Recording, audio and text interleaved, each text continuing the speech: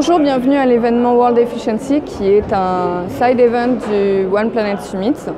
Donc cet événement est un événement business qui réunit en fait tous les acteurs de l'écosystème environnemental, tous les porteurs de projets et les entreprises qui peuvent y aider, qui sont porteuses de solutions, autant des startups que des institutionnels, des villes qui ont besoin d'échanger, qui ont du mal à se rencontrer. Donc ici, c'est vraiment le lieu de rencontre de tous ces acteurs pour que les projets puissent avancer et puissent avoir de l'avenir. On va faire un tour d'horizon. Alors là, on voit déjà le CEA, le Centre d'énergie atomique, et ses nombreuses startups. Voilà, donc on rentre, le monsieur me laisse rentrer gentiment, merci.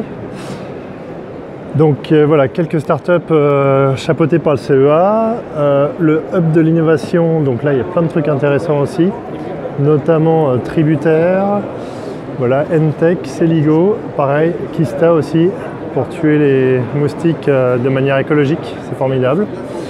Continuons à avancer, donc certains stands.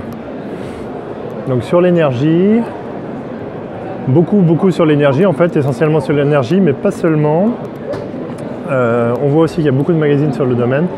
Voilà, Green Birdie, donc ça c'est c'est des consultants pour les entreprises, hein, pour changer les bâtiments. Entomo, ils font des insectes qui mangent, enfin, ils cultivent des insectes en fait, hein, qui mangent du blé. Voilà, on en parlera aussi. Qu'est-ce que j'ai vu d'autre? Ça, j'irai les voir. Boost Heat, qui mélange deux systèmes, à la fois pompe à chaleur et chauffage classique. Donc on va voir ce qui se passe. D'autres salons et des magazines, d'autres médias intéressants. Seconde vie mobile avec Recommerce que j'ai pu interviewer aussi et avec lesquels j'ai bien discuté. Un mec très sympa.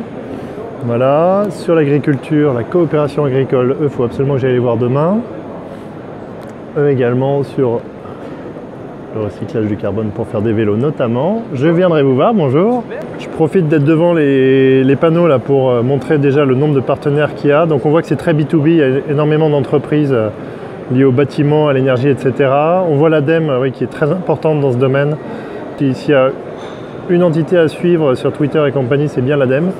Voilà, on voit aussi sur cet énorme panneau qu'il y a un paquet de conférences. Justement, je parlais de l'ADEME, on voit la taille du stand, donc il y a énormément de startups. Il faut vraiment que je les voie demain. Ça va être tendu de faire tout, mais on va essayer d'être efficace. Voilà.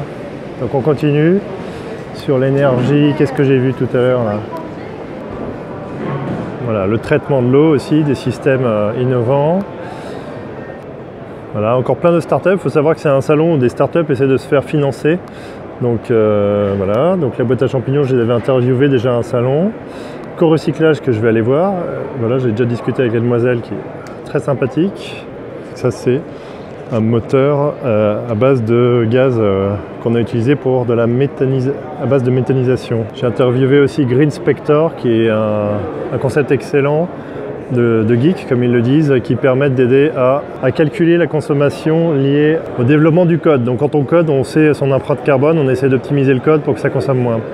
Avis aux développeurs. J'irai aussi voir Triodos Finance demain, voilà, qui est une banque dont la volonté est clairement de se limiter à tout ce qui est écologie, culture, éducation, initiative sociale, énergie renouvelable, etc. Donc voilà, on verra demain. Ouais, donc sinon c'est un salon international, c'est pas que la France. Là en l'occurrence la Chambre du commerce et de l'industrie française a permis à la Colombie de venir. C'est assez intéressant ce que j'ai vu, donc sur le retraitement de l'eau, sur le fait qu'ils essaient d'enlever les déchets des rivières, etc. Et puis accessoirement, hop, ils ont des ours virtuels là sur le tapis. Ça aussi il faudrait que j'aille les voir, là, ce super bateau.